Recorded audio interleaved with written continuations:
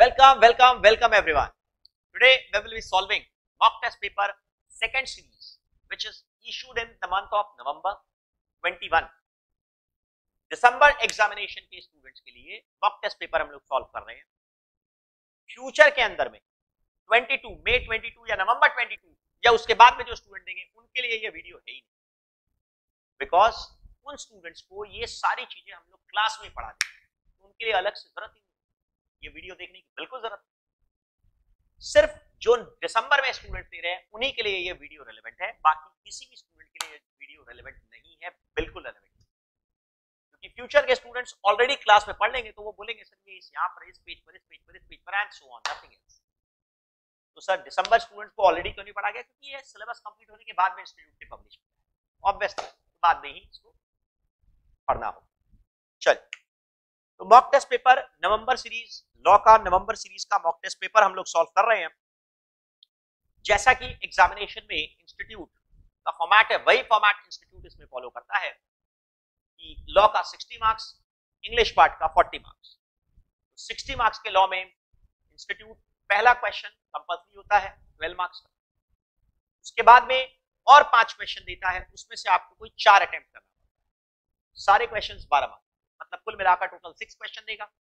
First question compulsory है 12 marks का, और उसके बाद में 5 क्वेश्चन देगा, उसमें से आपको कोई भी 4 अटेम्प्ट करना है, सारे 12 मार्क्स के, मतलब 12 मार्क्स के सारे. तो कुल मिलाकर लॉ के पेपर में 6 क्वेश्चन रहेंगे 12 मार्क्स के. 72 मार्क्स में से 12 मार्क्स कंपल्सरी और बाकी 60 में से आपको 48 का अटेम्प्ट करना है.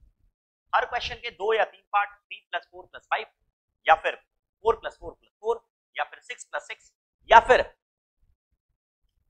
जैसा भी इंस्टीट्यूट को सूटेबल लगेगा 5 + 7, जो कि हम लोग उसका फॉर्मेट हम लोग ऑलरेडी अपने बुक में इंडेक्स पेज पर दिया हुआ है, कोई नया चीज उसमें.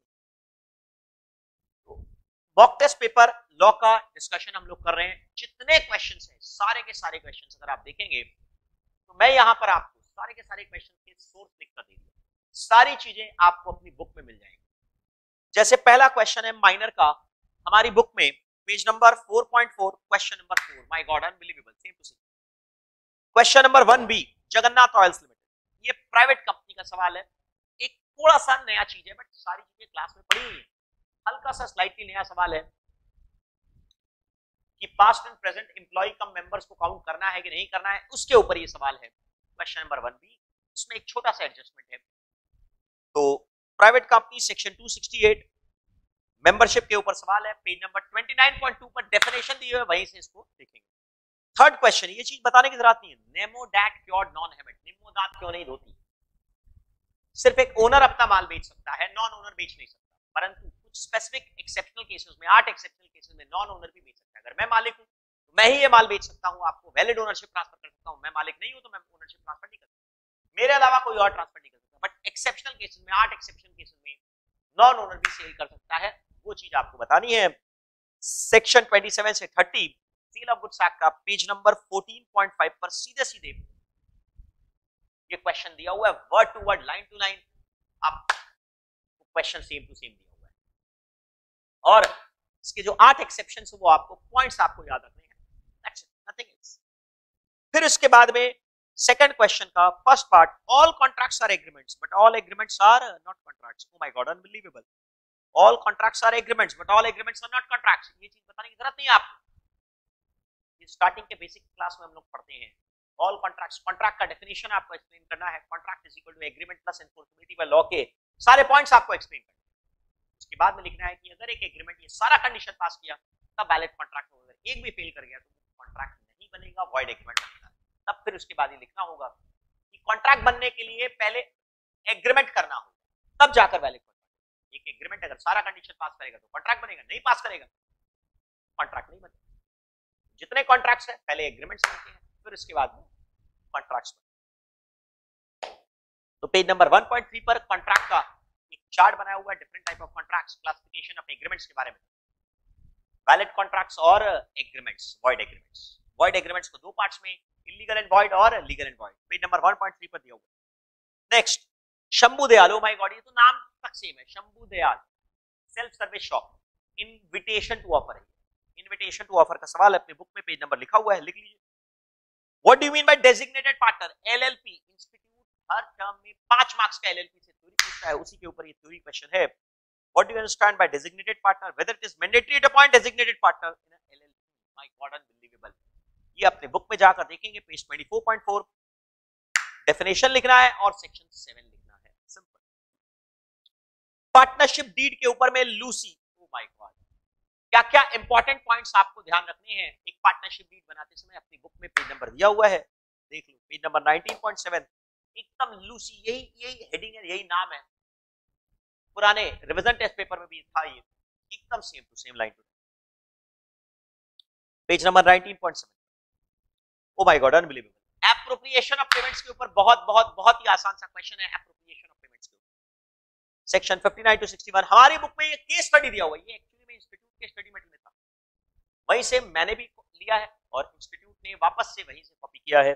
पेज नंबर 8.12 पर क्वेश्चन नंबर 10 आपको मिल जाएगा, वहां पर आप देख लीजिएगा, एकदम आसानी से आपको मिल जाएगा, कोई नया चीज। चलिए नेक्स्ट, एकदम word to word page number 8.12 question number 10 दिख जाएगा। Question number 4A, unpaid seller के राइट्स के बारे में बात कर रहा है, राइट्स ऑफ लिएन के बारे में बात कर रहा है कि कब राइट ऑफ लिएन एक्सरसाइज हो सकता है, कब राइट ऑफ लिएन एक्सरसाइज नहीं हो सकता। इसके ऊपर में पेज 16.2 पर एकदम सिंपल सा थ्योरी है, लाइन से एकदम धड़ाधड़ दिया हुआ है, कब एक्सरसाइज कर सकता है, कब एक्सरसाइज नहीं कर सकता, क्या ओनरशिप ट्रांसफर होने के बाद में भी राइट ऑफ लिएन एक्सरसाइज कर सकता है क्या, ये सारी चीजों के ऊपर में सेक्शन पेज नंबर 16.2 पर। Next, O my god, unbelievable, ये वाला क्वेश्चन तो यार एक्सपल्शन ऑफ पार्टनर का, सेक्शन 33, 3 कंडीशंस पास करनी पड़ती है आपको सेक्शन 33 के अंदर, प्रीवियस कॉन्ट्रैक्ट, मेजॉरिटी कंसेंट और गुड फेथ, गुड फेथ में और 3 कंडीशंस। चलिए, तो उसी के ऊपर सवाल है, दो पार्टनर्स के वाइफ के बीच में झगड़ा हो गया, ऐसा एग्जांपल दिया था, एक ने दूसरे के सर बढ़ा दिया, सर फोड़ दिया, वैसा एग्जांपल मैंने आपको दिया था, उसी के ऊपर ये बहुत ही आसान सा एक केस स्टडी है, जो कि हम लोगों ने क्लास में डिस्कस किया था, नाक काट दिया, सुपंडा बना दिया, ये सब सारे एग्जांपल्स हम लोगों ने किए थे, वही है। पेज 21.6 पर क्वेश्चन नंबर 2 एकदम यही है, एकदम यही है। नेक्स्ट क्वेश्चन है, Avyukt purchase 100 kg of wheat. ये कंस्ट्रक्टेड डिलीवरी का बहुत बेसिक डिस्कशन मैं जब कराता हूं, basic discussion seal of goods act पढ़ाता हूं, तो यही एग्जांपल लेकर पढ़ाता हूं और यही एग्जांपल केस स्टडी बोलकर एग्जामिनेशन में दे दिया, मॉक टेस्ट पेपर में दे दिया, मॉक टेस्ट पेपर में वही केस स्टडी आपको, कोई नया चीज। Briefly explain, next point number B, briefly explain the doctrine of ultra vires. Oh my god, एक कंपनी अपने मेमोरेंडम के बाहर में एग्रीमेंट नहीं कर सकता, अगर एग्रीमेंट करता है तो वो वॉइड एग्रीमेंट होता है, पूरा का पूरा doctrine of ultra वीयर्स page number 32.1 पर आपको दिख जाएगा, आपको दिमाग पर जोर देने की जरूरत नहीं, सीधा आपको मिल जाएगा। Explain the term quasi contract and state their characteristics, page 11.1 पर क्वासी कॉन्ट्रैक्ट का डेफिनेशन दिया हुआ है, सब वहां से हम लोग पढ़ लेंगे, कोई नया चीज नहीं इसमें, कोई स्पेशल।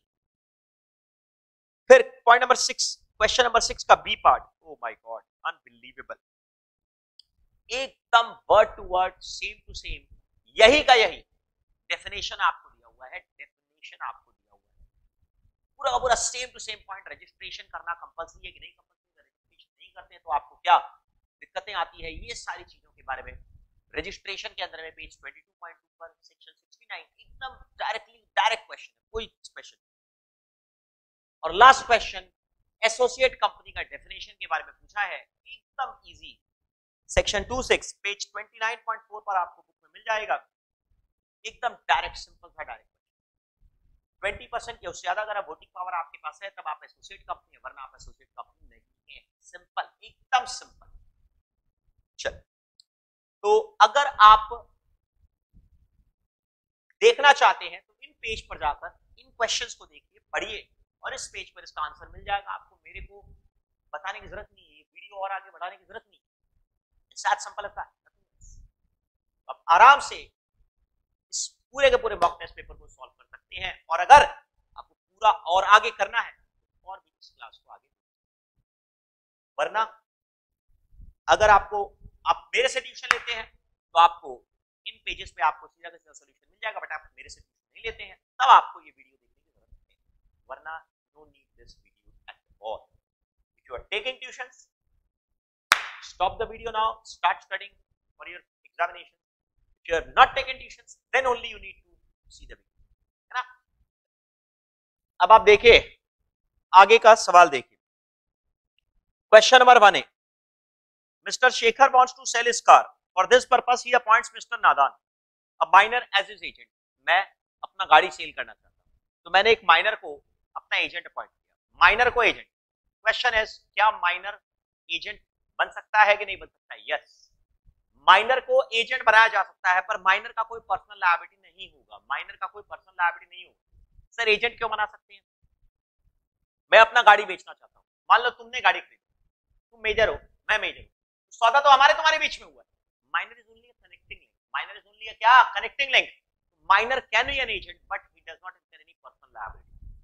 अब क्या बोलता है, मैंने अपने कार को बेचने के लिए एक एजेंट को अपॉइंट किया. For mister Shekhar wants to sell his car. For this purpose he appoints mister Nadan. मैंने एक माइनर को अपॉइंट किया एजेंट. फिर मैंने उसको इंस्ट्रक्शन दे दिया कि इसको 1 लाख से नीचे नहीं सेल करना. परंतु जो नादान बच्चा है, माइनर है, उसने उस कार को 80,000 में सेल कर दिया. ओ माय गॉड. तुमको, मासूम को, इनोसेंट आदमी, तुम्हारा नाम मासूम. मैंने एक माइनर को अपॉइंट किया, उसको बोला कि मेरा गाड़ी बेच दो. Can I appoint a minor as an agent? Yes, क्योंकि minor is only a connecting link, agent is only a connecting link. Contract तो बायर सेलर के बीच में हो रहा है. मैंने इसको बोला कि मेरा गाड़ी 1 लाख से नीचे मत बेचना, पर इसने 80,000 में बेच दिया. क्वेश्चन है, क्या मैं 20,000 का जो डिफरेंस है माइनर से रिकवर कर सकता हूं कि रिकवर नहीं कर सकता? नहीं नहीं नहीं कर सकता. पहली बात. दूसरी बात, क्या मैं तुमसे गाड़ी वापस ले सकता हूं? क्या नहीं, क्योंकि कॉन्ट्रैक्ट तो हो गया, एक एजेंट सेल किया है, it's a valid sale, ownership transfer हो गया, इट्स अ वैलिड सेल. मैं तुमसे गाड़ी रिकवर नहीं कर सकता. I can not take back the car, क्योंकि सेल हो चुका है, एजेंट ने माल बेचा. चले आगे. Explain the legal position. Whether mister Shekhar can recover the loss? No, minor का कोई पर्सनल लायबिलिटी नहीं होता और माइनर को 20,000 देने की दरकार नहीं है. दूसरी बात, क्या मैं तुमसे कार रिकवर कर सकता हूं? The answer is again no, not at all. I can not recover, क्योंकि कॉन्ट्रैक्ट हो चुका है, एजेंट मेरे बिहाफ पे बेचा है, तो हमारे तुम्हारे बीच में कॉन्ट्रैक्ट हो चुका है. मैं तुमसे गाड़ी वापस नहीं ले सकता. नेक्स्ट. अब ये जो सवाल है क्वेश्चन नंबर 1B, बहुत बहुत इजी क्वेश्चन. प्राइवेट कंपनी का डेफिनेशन हम लोगों ने पढ़ा था सेक्शन 268 में. What is the meaning of private company? Private company का मतलब कोई भी ऐसा कंपनी जिसके आर्टिकल्स में 3 रेस्ट्रिक्शंस लिखा हुआ. क्या क्या 3 रेस्ट्रिक्शंस?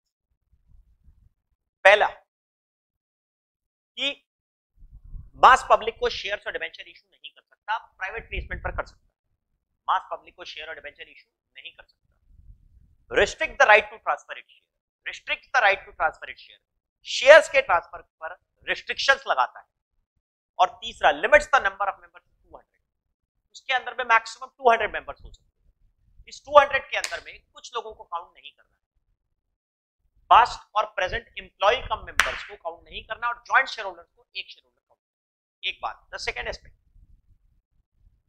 जो एम्प्लॉइज पुराने एम्प्लॉइज है, पास्ट एम्प्लॉइज के लिए जो पहले एम्प्लॉइज थे पर आज के दिन वो एम्प्लॉइज नहीं है. जब एम्प्लॉइज थे तब उन्होंने शेयर खरीदे थे और आज भी उनके पास शेयर पड़े, तब उनको भी काउंट नहीं करना है इस 200 का लिमिट. परंतु परंतु परंतु परंतु कोई आदमी मेरा एम्प्लॉय था, उस समय मैंने उसको शेयर दिया, उन्होंने वो शेयर उस समय बेच दिए, खत्म. उसके बाद उन्होंने जॉब भी छोड़ दिया, खत्म. उसके बाद में उन्होंने वो शेयर्स परचेज किए, उसके बाद में उन्होंने शेयर परचेज किए. क्या बोला मैंने, समझ में आया? मेरा एक एम्प्लॉय था, मैंने उनको शेयर दिए, वो शेयर उन्होंने बेच दिए, जॉब भी छोड़ दी, ठीक, खत्म. अब वो मेरे ना तो एम्प्लॉय ना तो मेरे शेयर होल्डर. अब बाद में उन्होंने मेरे शेयर खरीदे. क्या चीज का एम्प्लॉयमेंट है? कोई एम्प्लॉयमेंट नहीं है. क्या चीज का एम्प्लॉयमेंट है? कोई एम्प्लॉयमेंट के बिहाफ पे उन्होंने शेयर नहीं परचेज किया.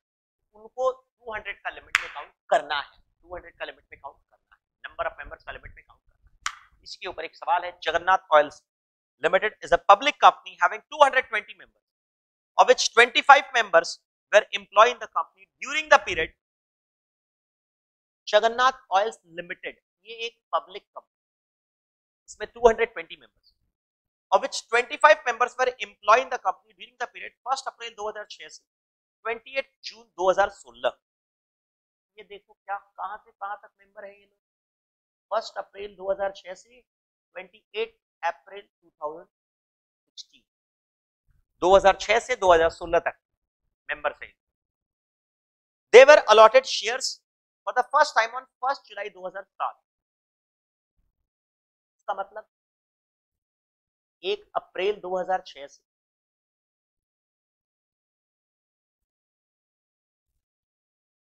28 जून 2016, 10 साल से ऊपर, 10 साल 3 महीने।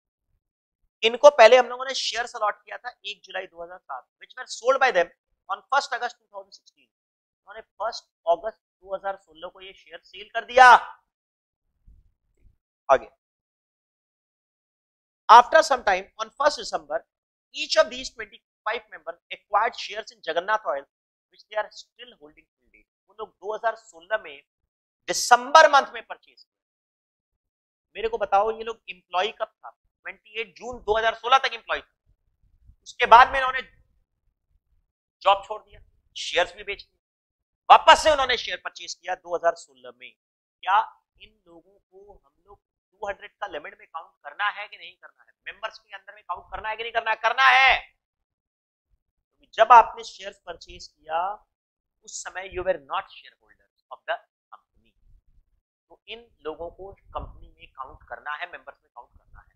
इस कंपनी के मेंबर्स कितने हैं? 220। Now the company wants to convert itself into a private company. Oh my god, ये कंपनी अपने आप को प्राइवेट कंपनी में कन्वर्ट करना चाहता है। State with reasons whether Jagannath oil is required to reduce the number of members. आज के दिन इसके मेंबर्स कितने हैं? 220। पर प्राइवेट कंपनी में मेंबर्स कितने होने चाहिए? 200। उस 200 के अंदर में इन लोगों को काउंट करना है, मेंबर्स में काउंट करना है, इनको काउंट करना है। क्योंकि जब इन्होंने शेयर खरीदा then they were not members, then they were not employees. माफ करिए, जब इन्होंने शेयर परचेज किया उस समय ये लोग एम्प्लॉय नहीं थे, तो they are counted in the membership 200। चलिए, second question, would your answer be different if above 25 members were the employee in Jagannath from 1st April 2006 से 28 जून 2017? oh my god, 2017 तक वो लोग एम्प्लॉय थे।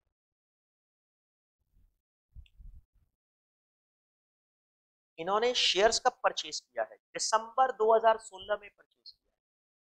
कब परचेज किया है शेयर? दिसंबर 2016।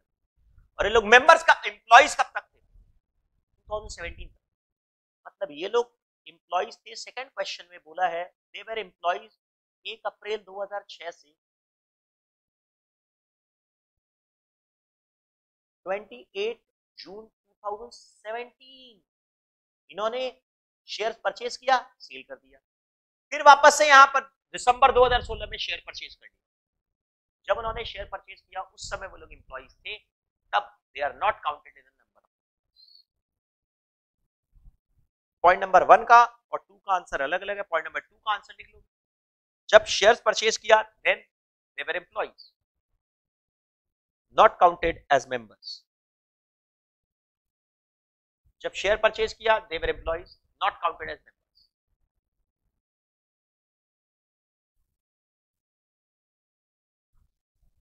तो सेकंड केस में नंबर ऑफ मेंबर्स कितना होगा?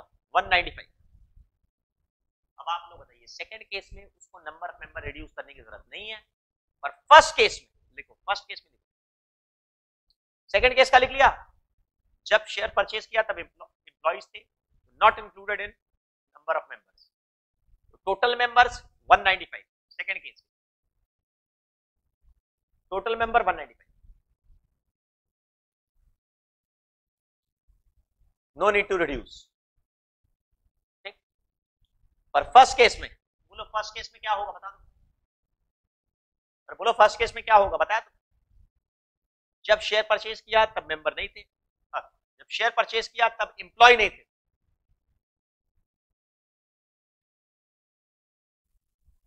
Included in number of members, total member 220, reduce करना होगा। चलो आगे चलते हैं। ठीक, बहुत ही आसान है, आगे बढ़ो।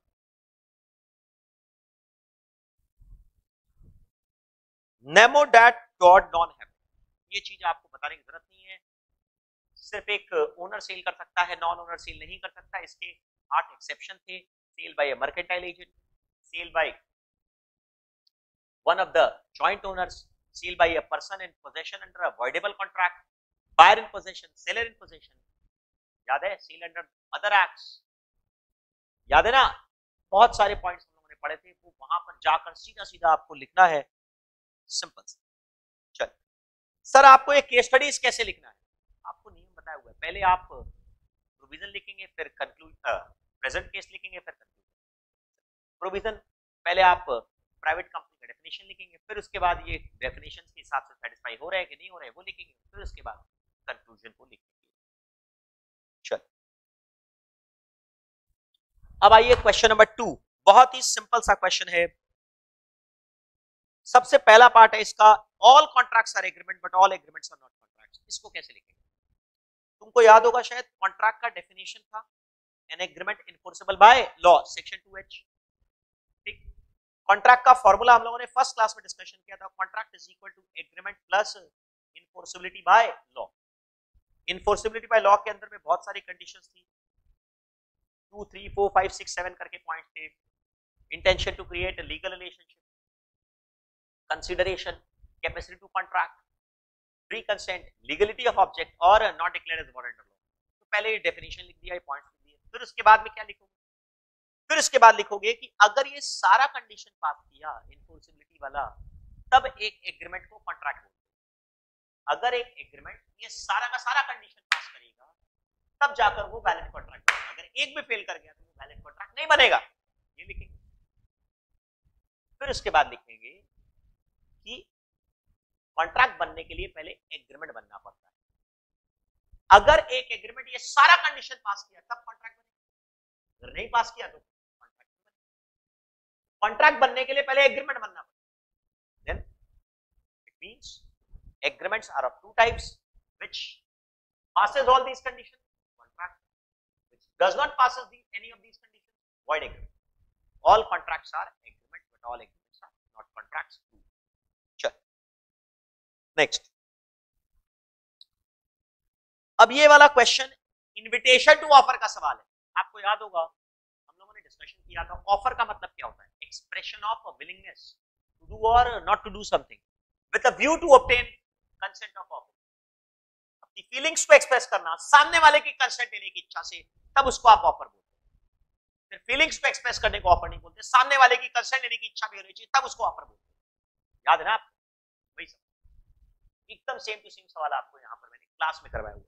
Shambhu Dayal started self service system in his shop. Srimati Prakash entered the shop, took a basket, and after taking articles of her choice into the basket, reached the cashier for payment. Cashier के पास पहुंचे payment. मैंने अपनी दुकान में self service system लगाया है, आप customer आएगा, अपने आप सामान उठाएगा, रखेगा बास्केट में और मेरे पास। ठीक, एक कस्टमर मिसेस श्रीमती प्रकाश आया और वो सामान लेकर आए और मेरे को बोले कि ये सामान दे दीजिए। The cashier refuses to accept the price. Cashier बोला नहीं दे। Can Shambhu Dayal be compelled to sell the articles to Prakash?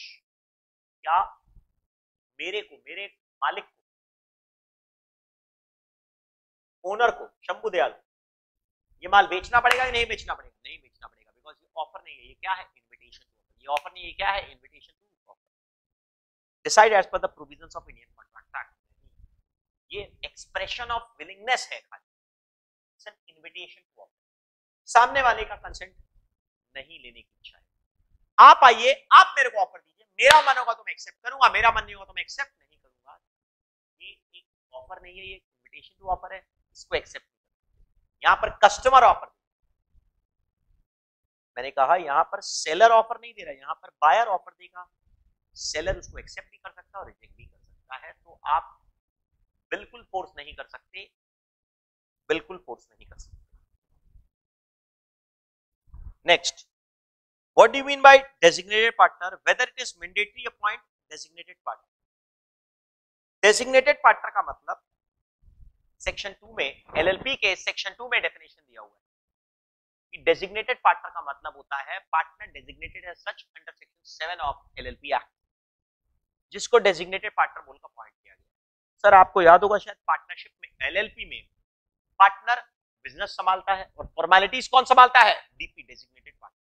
याद आ गया। Every LLP must have at least 2 DP, कम से कम 2 डेजिग्नेटेड पार्टनर होना चाहिए, दोनों इंडिविजुअल होना चाहिए और उनमें से कम एक आदमी रेसिडेंट होना चाहिए। दोनों डेजिग्नेटेड पार्टनर इंडिविजुअल होना चाहिए और उनमें से कम एक आदमी रेसिडेंट इन इंडिया होना चाहिए जो कि लास्ट ईयर 182 डेज या उससे ज्यादा स्टे किया है। एक सेकंड वन 182 डेज 182 सेकंड है। अगर एलएलपी के जितने पार्टनर्स उन्हीं में से डीपी चुनोगे, परंतु अगर सारे के सारे पार्टनर कंपनीज है तब वो अपने नॉमिनी को अपॉइंट करेंगे, वो अपने नॉमिनीज को अपॉइंट करेंगे जो कि डीपी का पद पर डीपी बने। That is section 2 and section 7। तो डीपी का डेफिनेशन डायरेक्टली आपको पेज 24.4 पर व्हाट इज डीपी का डेफिनेशन दिया हुआ है वो आपको लिखना है। डिस्क्वालिफिकेशन इसमें लिखने की जरूरत नहीं।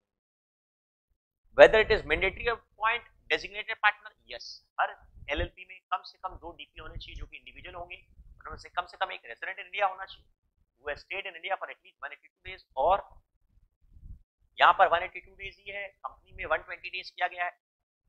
एक बात। दूसरी बात, अगर सारे पार्टनर कॉर्पोरेट बॉडी कॉर्पोरेट है तब वो लोग अपना एक नॉमिनी अपॉइंट करेंगे जो कि डीपी का तरह काम करेगा। कम से कम 2 डीपी होना चाहिए। इसके बाद डिस्क्वालिफिकेशन लिखने का इसमें जरूरत नहीं।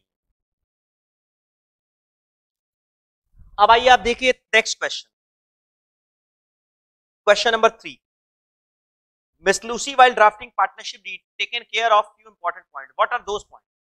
इसके अंदर में पूरा थ्योरी है। पेज नंबर 19.7 पर डायरेक्ट मैंने लिख कर दिया है कि पार्टनरशिप डीड में क्या क्या चीजों को आपको लिस्ट बनाना पड़ता है, क्या क्या चीजों के बारे में जरूर बात करनी पड़ती है। पार्टनर्स का नाम, एड्रेसेस, फर्म का नाम, एड्रेस, कब कौन सा पार्टनर कब ज्वाइन किया, कितना दिन से फर्म चल रहा है, नेम, एड्रेसेस और duration of firm, partners, firm and partner, name of firm, name of partner, address of firm, address of partner, duration of firm, duration of partner मतलब कब उन्होंने ज्वाइन किया, और profit sharing ratio, capital contribution का ratio, responsibilities, duties and rights of partner, admission के लिए क्या formalities है, रिटायरमेंट के लिए क्या फॉर्मेलिटी है, इंसॉल्वेंसी के टाइम पर कौन कितना कंट्रीब्यूट करेगा, ये सारी चीजों के बारे में आपको एग्रीमेंट करना पड़ता है पार्टनरशिप डीड में। ये चीजें बहुत बहुत बहुत जरूरी है। ठीक, नेक्स्ट क्वेश्चन नंबर 3 का बी। ये एप्रोप्रिएशन ऑफ पेमेंट का डायरेक्ट क्वेश्चन हमारे बुक में है, एकदम अमाउंट तक से। पेज नंबर 8.12 पर क्वेश्चन नंबर 10। क्वेश्चन क्या है मैं आपको समझा देता हूं। क्वेश्चन क्या है, मिस्टर मुरारी ओज payment of 3 bills of mister Girdhari on 31 मार्च 2020। 31 मार्च 2020 के दिन 3 पेमेंट करना बाकी। एक 12,000,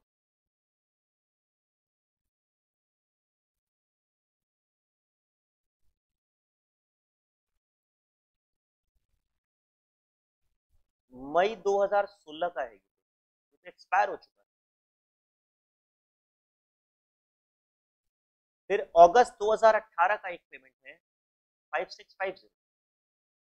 फिर एक मई 2019 का बहुत रीसेंट पेमेंट है 9680। ठीक, पहले ये बताओ ये एक्सपायर हो चुका है, ये एक्सपायर्ड डेट की unexpired date? Expired. Mister Murari made payment of 1 April 2020 as below without any notice of how to approve. मेरे को आपसे 3 पैसा लेना है, इसमें एक एक्सपायर हो चुका और बाकी दोनों जिंदा है। अब आपने 2 चेक पेमेंट किया, एक चेक पेमेंट किया 9680। क्या लगता है जितना अमाउंट बाकी है उसी का पेमेंट किया है? तो ये तो इसी के साथ एडजस्ट करना होगा। आपने बता दिया, डायरेक्टली इनडायरेक्टली बता दिया कि 9680 के साथ एडजस्ट करना है। और फिर आपने एक चेक पेमेंट किया 15,000, इसके बारे में आपने नहीं बताया। तो 9680 जो आपने एग्जैक्टली बता दिया, कंडीशन सर्कमस्टेंसेस बता रहे हैं कि ये इसके साथ एडजस्ट करना है, इसके साथ। परंतु जो 15,000 के बारे में नहीं बताया उसके लिए सेक्शन 59, 60, 61 क्या बोलता है? जब आप पेमेंट करते हैं 15,000 के बारे में बात कर रहे हैं, 9680 के बारे में तो आपने बताया नहीं, तो क्या हुआ? सर्कमस्टेंसेस तो बता दिया, इसमें एडजस्टमेंट अमाउंट सेम है आपका 9680 मेरे को लेना है और आपने 9680 का पेमेंट किया, तो ये तो इसके साथ एडजस्ट हो गया। बाकी 15,000 के लिए किसके साथ एडजस्ट करेंगे, बाकी के लिए किसके साथ एडजस्ट, सिंपल सा नियम है। सेक्शन 59 बोलता है first preference person who is giving उसको डिसाइड करने, पहला पर्सन। सेक्शन 60 बोलता है अगर वो डिसाइड नहीं करे फिर the person who is receiving वो डिसाइड। थर्ड प्रेफरेंस अगर दोनों डिसाइड नहीं करे तो फर्स्ट इन फर्स्ट आउट, चाहे एक्सपायर्ड हो चाहे अनएक्सपायर्ड हो, परंतु डिस्प्यूटेड डेट के साथ बिल्कुल एडजस्ट नहीं करना, डिस्प्यूटेड नहीं। तो 15,000 या तो तुम बता दो पेमेंट करते थे, नहीं बताया सर, या तो मेरी इच्छा, मैं भी नहीं जानता। तो लॉ क्या बोलता है, सेक्शन 59 बोलता था पर्सन इज गिविंग वो बताएगा, सेक्शन 60 क्या बोलता है अगर वो नहीं बताया तो पर्सन इज रिसीविंग वो बताएगा। सेक्शन 61 क्या बोलता है अगर दोनों नहीं बताया तो चाहे एक्सपायर्ड हो चाहे अनएक्सपायर्ड। 15,000 किसके साथ एडजस्ट होगा, 12,000 इसके साथ होगा, 12,120, और बाकी जो 2800 बचेगा वो इसके साथ एडजस्ट होगा। सिंपल सा डिस्कशन। तुमको कैसे करना है, लिखना कैसे है, 59, 60, 61 लिखोगे पहले, उसके बाद में लिखोगे कि जो सर्कमस्टेंसेस बता दिया उसको तो उसी के साथ एडजस्ट करोगे, बाकी 15,000 को फीफो बेसिस पर, फीफो बेसिस में पहले इससे एडजस्ट करोगे और फिर बचा हुआ 2880 इससे एडजस्ट करोगे। अब देखिए कितना इजी क्वेश्चन है, क्वेश्चन नंबर 4 का पार्ट ए। ये बोलता है अनपेड सेलर का सवाल है, एकदम लाइन से क्वेश्चन पूछा हुआ है, 4 questions 6 marks. O my God, 4 questions 4 parts है इसके, पढ़ो। When can an unpaid seller of goods exercise his right of lien over the goods under the sale of goods? Lien का राइट कब exercise करता है? राइट ऑफ लियन का मतलब क्या होता है? Keeping possession of the goods. कब एक्सरसाइज कर सकता है? 3 केसेस में, या तो कैश सेल हो, तुमने पैसा नहीं दिया, क्रेडिट सेल्स हो बट क्रेडिट पीरियड एक्सपायर हो गया है, या फिर when the buyer becomes insolvent। 3 points sir book में दिया हुआ एकदम लाइन से याद है हम लोग, मतलब या तो पहला बात क्रेडिट का बात ही नहीं हुआ, मतलब कैश सेल्स था फिर भी तुमने पैसा नहीं दिया, या फिर क्रेडिट का बात हुआ बट टाइम एक्सपायर हो गया, और तीसरा बायर बिकम्स इंसॉल्वेंट। इन 3 केसेस में तो राइट ऑफ लियन एक्सरसाइज कर सकते हो, ताला चाबी में बंद कर दो। Can he exercise his right of lien even if the property in the goods has passed to the buyer? Yes, right of lien चाहे ओनरशिप ट्रांसफर हुआ है या ओनरशिप ट्रांसफर नहीं हुआ है, मैं आराम से राइट ऑफ लियन एक्सरसाइज कर सकता हूं। मैंने तुमको माल बेच दिया, चाहे तुम ओनर बने हो या नहीं बने, I can definitely exercise right of lien, मैं easily right of lien exercise कर सकता हूँ। तो answer is yes, second part का आंसर यस। पहला पार्ट का आंसर 3 कंडीशन, दूसरे पार्ट का आंसर यस कर सकते हैं। तीसरे part when such a right is terminated, कब मेरा राइट ऑफ लियन खत्म हो जाता है? 2 केसेस में मेरा राइट ऑफ लियन खत्म हो जाता है, या तो बायर लॉफुली मेरे से पोजीशन हासिल कर ले, या फिर मैं खुद ही या तो बायर को या कोरियर वाले को गुड्स हैंड ओवर कर दूं, तो मेरा राइट ऑफ लियन खत्म हो जाता है। 2 cases. Can he exercise right of lien even after he has obtained a decree for the price of goods? मतलब मैंने कोर्ट में पेमेंट केस फाइल करके पैसे रिकवर करने के लिए केस हासिल जीत गया, फिर भी मैं क्या राइट ऑफ लियन एक्सरसाइज कर सकता हूं? यस यस, बहुत सिंपल सा क्वेश्चन। नेक्स्ट, अब second part of the question is very very simple. ये क्वेश्चन में पढ़ने का कोई लॉजिक नहीं लग रहा है मेरे को, बहुत ही बार हम लोगों ने सेक्शन 33 के अंदर में बात कर लिया, एग्जांपल पढ़ चुके हैं, फटाफट देख लो जरा। ये बोलता है 3 पार्टनर है, XYZ are partners, they were carrying their business for past several years, काफी दिनों से कैरी कर रहे हैं business. Due to expansion they plan to hire एक और पार्टनर लिया है, पुराने पार्टनर थे XYZ और एक नया पार्टनर आ गया है। The business was continuing at normal pace. In one formal business meeting, it was observed that Mr. Y misbehaved with Mrs. A. Y जो है वो Mrs. A की वाइफ के साथ मिसबिहेव किया। Y was badly drunk and also spoke rudely with Mrs. A. शराब P कर रखा था और वो उल्टा पुल्टा उसको बोल। Mrs. A felt very embarrassed. पक्का क्या हुआ होगा बोलो मेरे को जरा। उसकी वाइफ ने अपने हस्बैंड को आग लगाई और फिर हस्बैंड गुस्सा हो गया, सब लोग मिलकर बोले वाई को भगाओ। Mr. A got angry on the incident and started arguing and fighting with Mr. Y in the meeting itself. वहीं पर ए और वाई के बीच में झगड़ा हो गया। Next day A convinced X and Z to expel Y. अब बताओ मेरे क्या बोलते हैं? सवाल समझ में आ गया ना? 3 पार्टनर थे, एक्स वाई जेड और ए, 4 पार्टनर। वाई ए की वाइफ के साथ झगड़ा कर दिया। अब ए ने क्या किया, एक्स और जेड के साथ मिलकर वाई को निकाल दिया, एक्सपेल कर दिया। Is this expulsion valid? No, not valid, क्योंकि एक्सपेल्शन करने के लिए 3 कंडीशंस पास होनी चाहिए section 33। Previous contract, majority consent और गुड फेथ। फिर से बोलो, प्रीवियस कॉन्ट्रैक्ट, मेजॉरिटी कंसेंट और गुड फेथ। और गुड फेथ में 3 कंडीशंस। क्या क्या 3 कंडीशंस है? The partner to be expelled is serve with a notice, उसको नोटिस दो, सुनवाई का मौका दो, और expulsion must be in good faith, मतलब फर्म को फायदा होना चाहिए एक्सपेल्शन करने से। ऐसा कुछ भी नहीं है यहाँ पर, इसीलिए एक्सपेल्शन वैलिड नहीं है, बिल्कुल वैलिड नहीं। What are the criteria for test of good faith in such circumstances? 3 points, उसके 3 पॉइंट्स, ठीक है ना? चल नेक्स्ट क्वेश्चन, क्वेश्चन नंबर 5। ये कंस्ट्रक्टेड डिलीवरी के डिस्कशन के टाइम पर हम लोग डिस्कशन करते हैं।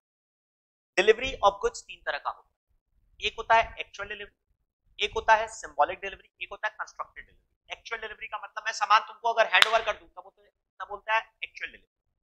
सिंबॉलिक डिलीवरी मतलब मैं या तो सामान के कागज दे दूं, डीओटी, डॉक्यूमेंट ऑफ टाइटल, या फिर कीज दे दूं, तब उसको बोलते हैं सिंबॉलिक डिलीवरी। तीसरा होता है कंस्ट्रक्टेड डिलीवरी।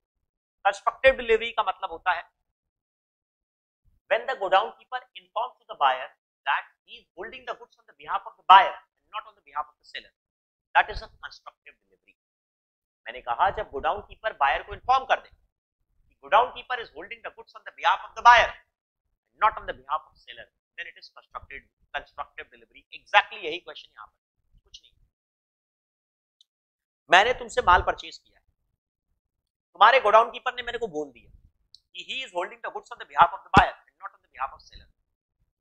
तो ये जब डिलीवरी हो गया, मैं मालिक बन गया, buyer becomes the owner, buyer becomes the.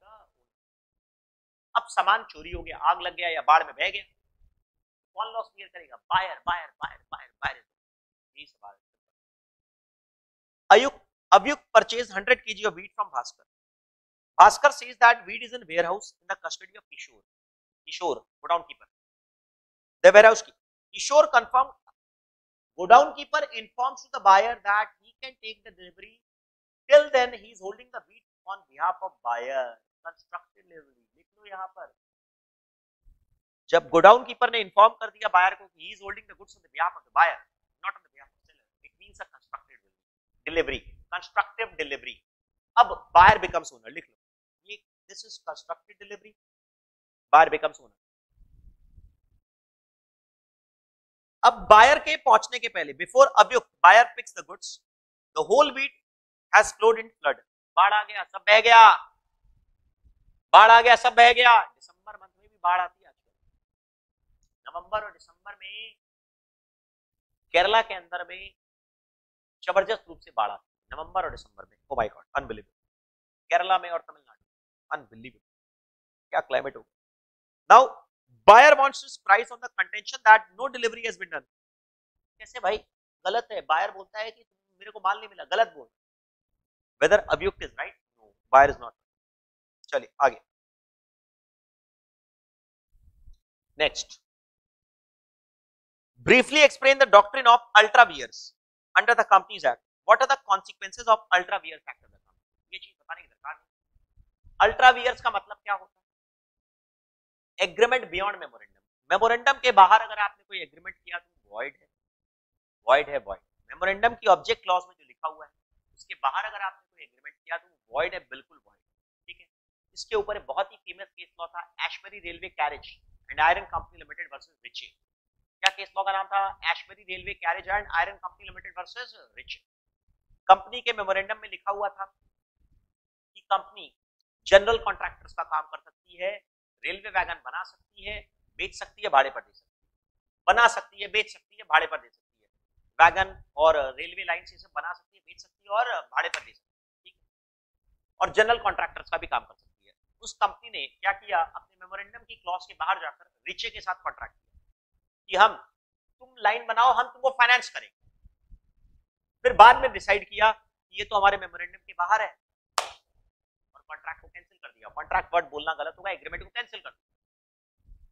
अब रिचे अड़ गया, रिचे बोलता है कि कंपनी ने गलत काम किया है, कंपनी के क्लॉज में जनरल कॉन्ट्रैक्टर्स लिखा हुआ है, सब पढ़ा हुआ है क्लास के अंदर, तो आप कॉन्ट्रैक्ट कर सकते हैं। कोर्ट ने डिसाइड किया बिल्कुल गलत, जनरल कॉन्ट्रैक्टर्स का मतलब आप पुराने वाले शब्दों के साथ में उसको कनेक्ट करिए, मतलब उसी तरह का कनेक्टेड काम कर सकता है। रेलवे वैगन बनाना बेचना, बस उसी से कनेक्टेड काम। रेलवे लाइंस बनाना बेचना, भाड़े पर देना, उसी से कनेक्टेड काम। पर फाइनेंस करना वहां पर नहीं कर सकता, ये मेमोरेंडम के बाहर है। इस तरह का चीज आप एक्सप्लेन कर सकते हैं। अल्ट्रा वियर्स मेमोरेंडम के बाहर कोई भी एग्रीमेंट किया तो वॉइड वॉइड। अब उसके कॉन्सिक्वेंसेस क्या होते हैं? कॉन्सिक्वेंसेस क्या होते हैं? कंपनी के अगेंस्ट में कोई आपका रिस्पॉन्सिबिलिटी नहीं है, मेमोरेंडम के बाहर क्या हुआ एग्रीमेंट वॉइड है। परंतु अगर कंपनी ने कोई बेनिफिट ले लिया, उसके लिए 3 कंडीशंस होती है। अगर बेनिफिट, मैंने अगर आपसे कुछ पैसा ले लिया, तो अगर मेरे पास वो पैसा पड़ा हुआ है तो वो तुम रिटर्न ले जाओ, ठीक। अगर वो पैसा मैंने जेन्युइन एक्सपेंसेस, रीजनेबल एक्सपेंसेस में खर्चा कर दिया सही नियत के साथ, तो भूल जाओ। परंतु अगर मैंने कहीं पर इन्वेस्टमेंट कर दिया तो वो इन्वेस्टमेंट तुम्हारा हो गया। समझ में आ गया? अब तुम बोलोगे यार कंपनी के डायरेक्टर ने अगर मिसअप्रोप्रिएट कर दिया तो फिर उनकी पर्सनल लायबिलिटी होगी, कंपनी की कोई लायबिलिटी नहीं होगी। These are the effects of ultra vires transaction. समझ में आ गया? नेक्स्ट पॉइंट है एक्सप्लेन द टर्म। चलिए अब आइए next question, question number 6। Explain the term quasi contracts and state their characteristics. Quasi contracts क्या होते हैं? क्वासी कॉन्ट्रैक्ट्स का मतलब एकदम थ्योरी है, सिंपल सा। हमारी बुक में डायरेक्ट आपको पेज नंबर 11.1 पर जो फर्स्ट पैराग्राफ है वो आपको लिखना है, एकदम फर्स्ट बॉक्स जो है वो आपको लिखना है। कोई इसमें स्पेशल नहीं है, बाद के 5 सेक्शंस नहीं लिखने, 68, 69, 70, 71, 72 नहीं लिखने। तो आपको क्या लिखना है? क्वासी कॉन्ट्रैक्ट्स का मतलब क्या होता है? These are contracts which are created by law. These are certain relations resembling the contracts.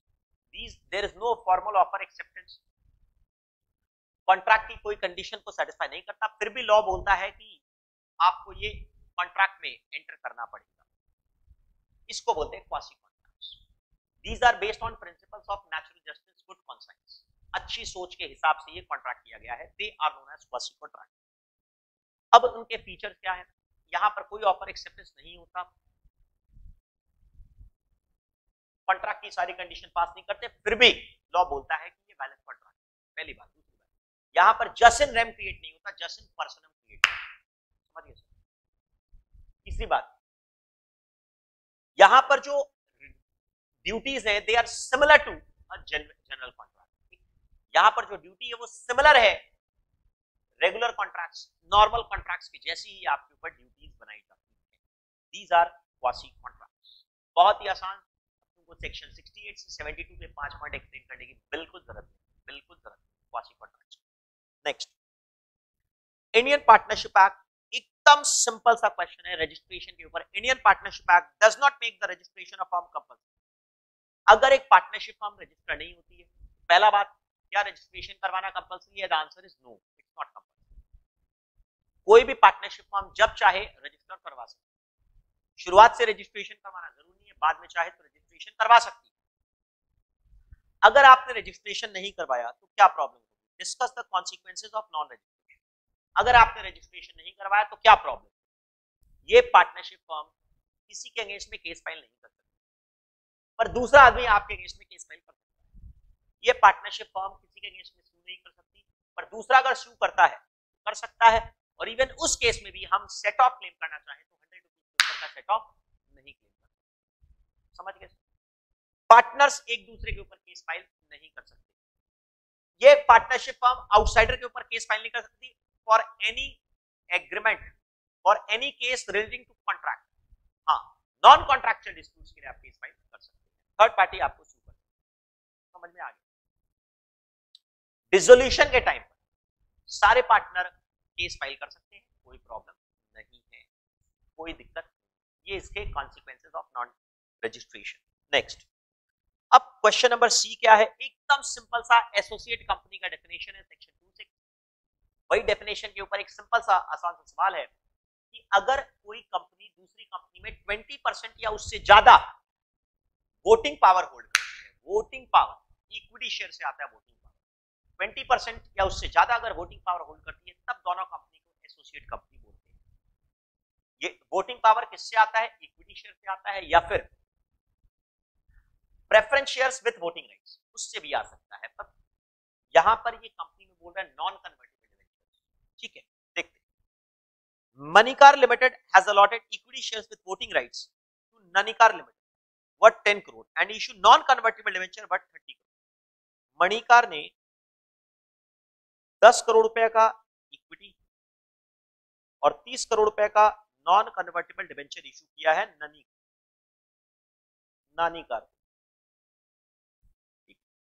After that, the total paid up capital of the company becomes 100 crore and debenture at 150 crore. Company का total equity share capital है 100 करोड़ का और debenture है 150 करोड़। तो कई student अलग ही calculation करने लग जाते हैं, बिल्कुल गलत। अब बताओ, define the meaning of associate company को डिफाइन करोगे and comment whether Manikar limited and Nanikar limited will be called associate company. क्या एसोसिएट कंपनी बोला जाएगा? क्या? The answer is no. सिर्फ 10% वोटिंग पावर आपके पास है तो Nanikar limited holding only 10% of the voting power, but associate company के लिए रिक्वायरमेंट कितना? 20%, तो they are not associate company. I hope it's very clear. तो केस स्टडीज में कैसे लिखते हैं? पहले प्रोविजन लिखते हैं, एसोसिएट कंपनी का डेफिनेशन लिखेंगे, फिर उसके बाद प्रेजेंट केस को एक्सप्लेन करेंगे कि यहां पर 20% नहीं सिर्फ 10% वोटिंग पावर है, तो कंक्लूजन में लिखेंगे they are not associate. Is it clear ना? That is the simple mock test paper. एकदम आराम से सारे के सारे क्वेश्चंस आप आराम से सॉल्व कर सकते हैं। बहुत very very very comfortably you can solve every single